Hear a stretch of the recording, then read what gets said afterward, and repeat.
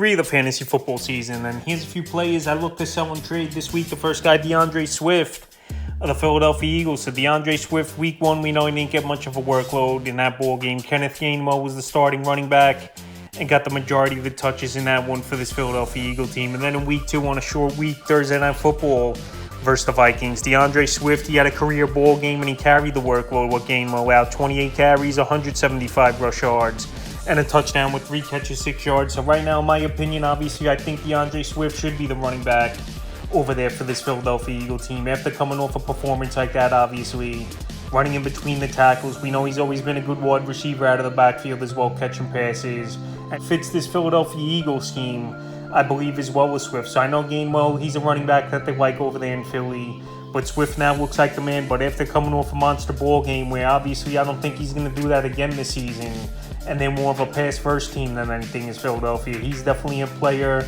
I look to sell high this week, because like I said, workload still not 100% guaranteed after what we saw in week 1 with this Philadelphia running game.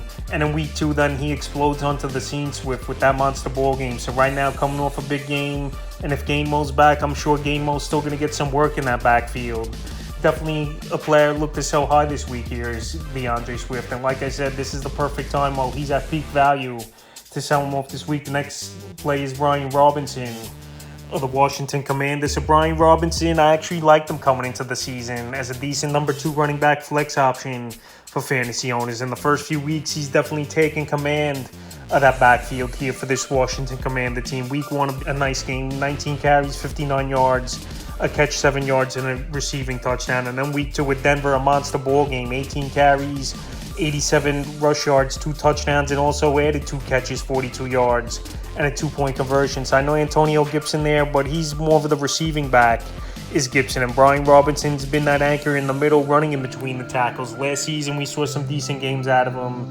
And so far this season, he's off to a good start, but I think things are going to slow down a little bit here for Brian Robinson, where he had two good matchups on paper in the first 2 weeks of the season. And now, like I said, the schedule is going to get tougher. Buffalo coming up in week 3. Week 4, Philadelphia, good defense versus the run. And then even the Bears, I think they're a decent team versus the run game as well. So right now, Robinson, 2 great games, no doubt about it, to start the season here. But right now, well, he's playing great football and he's got tough matchups coming up here. I just don't see it keeping up, obviously, for Brian Robinson. And he's definitely a player I look to sell this week. The next play is Puka Nacua of the Los Angeles Rams. And Nacua, he come out of nowhere this season. He had a late-round pick in the NFL draft. And I know they were raving about him all offseason, and training camp was this Ram team. But so far, he's off to an amazing start here with 2 monster ball games to start his NFL career. Week 1 at Seattle, 10 catches, 119 yards, 15 targets. And week 2 versus the Niners, a monster ball game again, 15 catches, 147 receiving yards, and a whopping 20 targets. So the first 2 weeks of the season here, he leads the league in 35 targets as Nacua. But the only thing is why I say to sell him high, Cooper Kupp's going to be back sooner than later. Supposedly he's only going to be out 2 more games, head coach Sean McVay said. And I know Nacua is obviously going to have a role, but the targets are going to go down.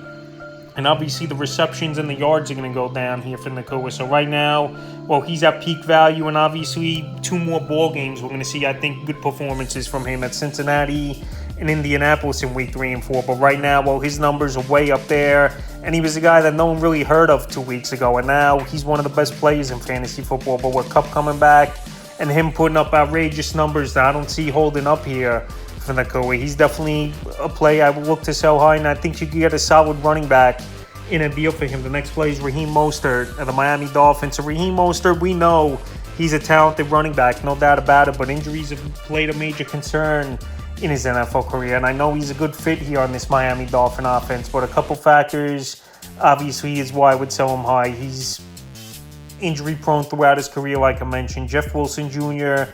would be back sooner than later off the IR, possibly week 5 or week 6. And also Devon Achane, I think, could start working in here as well for this Dolphin team. He was a 3rd-round pick for Miami in the offseason. And even Salvon Ahmed, we saw get some run in that ball game on Sunday night before he left the ball game with a little bit of a leg issue. So the first 2 games, like I mentioned, Raheem Mostert, he's been solid. Week 1 at the Chargers, 10 carries, 37 yards, a touchdown, 2 grabs, 13 yards. And week 2 in New England, a monster ball game, 18 carries, 121 rush yards, and 2 touchdowns with a catch for 6 yards. So right now, we know it's a pass-first team over there for this Miami Dolphin team. And they got Denver and Buffalo coming up. Obviously, Buffalo being a solid team versus the run and defense. But like I said, I'm just waiting for that other shoe to drop over there with Raheem Mostert, him to get banged up or nicked up. And also with Jeff Wilson coming back and Devon Achane, a high draft pick for the most part for this Dolphin team. I just don't think he's going to keep it up at these numbers. So right now, while he's playing great football and putting up good numbers, he is Raheem Mostert. He's definitely a back and a player I look to sell high this week. And the next play is Mike Evans of the Tampa Bay Buccaneers. So Mike Evans, we know it's a contract season. We know he's had 1,009-yard seasons in a row receiving the football, but so far he's off to a monster start to start the year. Week 1 in Minnesota, 6 catches, 66 yards and a touchdown. And then week 2 versus Chicago, he went off 6 catches, 171 yards and a touchdown. So him and Baker Mayfield have great chemistry, have great rapport. But I just don't see it keeping up for Mike Evans. It was last season with Tom Brady. It wasn't good, but 2 years ago with Brady, he put up the monster numbers. But I don't know if Baker Mayfield is going to keep playing at this level. It's 2 ball games here for Tampa Bay. Definitely going to be tougher competition. We know Minnesota's D isn't great. We know Chicago really doesn't have much on D. And now you got Philly with Demarius Slay or Bradbury most likely going to cover Mike Evans. And then you got obviously his division and his foe in Marshawn Lattimore going to cover him in week 4. So the next 2 ball games, numbers definitely could dip. And like I said, if Baker Mayfield's your quarterback, I'm just not trusting Baker 100% to be consistent to get Mike Evans the ball. But Mike Evans looks great, no doubt about it, in the early going. He's still a big name in fantasy, even though last season he had an off year, obviously. But right now, well, he's playing great football. And like I said, 2 tough matchups coming up and then a bye week in week 5. I think this is a perfect time to sell him high this week. The next play is Nico Collins of the Houston Texans. And Nico Collins, the number 1 wide receiver over there in Houston. And he's a guy that pretty much was picked up off the waiver wire in the last few weeks. But the first 2 games of the season, he's put up numbers. And he's another guy like Nakua that's getting tons of targets. Week 1 at Baltimore, 6 catches, 80 yards, 11 targets. And week 2 versus Indianapolis, 7 catches, 146 receiving yards and a touchdown. So right now, playing great football is Nico Collins. But I don't know if he's going to keep it up at this level so far. So right now, well, he's played 2 great games to start the season.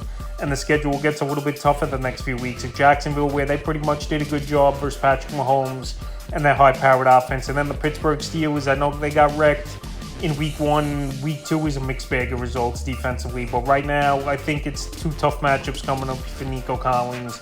The league's going to start catching on, saying this is a number 1 option over here in Houston. And to be honest, most of his points have come in garbage time. So I know Houston's one of the worst teams in the league, and more times than not, there's going to be garbage time. But right now, he's definitely a player I look to sell high. And the final player I look to sell and trade this week, he is Kirk Cousins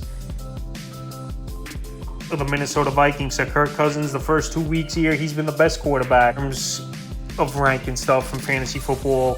And in terms of yards, right now, Kirk Cousins to start the season here in the first 2 ball games, he's already got 708 yards, 6 touchdowns, but 3 fumble losses. So right now, we know Kirk Cousins has a great arsenal of weapons. Justin Jefferson, TJ Hawkinson, Jordan Addison. He was a good draft pick in the NFL draft. But right now, he's a guy that we know he's going to put in his stinkers as well. So far, well, he's off to this monster start and coming off a monster ball game on Thursday Night Football at Philly. He's definitely a quarterback I look to sell high this week. So week 1 versus Tampa, 344 pass yards, 2 touchdowns and 7 rush yards, 2 fumble losses.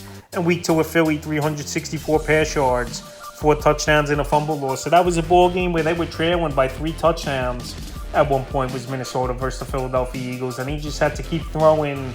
And obviously, I know, like I said, they got great weapons. Jefferson, Hawkinson, and Addison is this Minnesota Viking team. But Kirk Cousins, we've seen him enough, obviously, in this league here, where we know there's going to be some great games where he comes out of nowhere, scores 35, 40 fantasy points, and then some ball games where he's going to score 5 to 10 fantasy points. And right now, well, he's playing at a high level, and the yards have been huge so far here for Kirk Cousins. He's definitely a player I look to sell high this week, so that's a few players I look to sell and trade here for week 3 of the fantasy football season.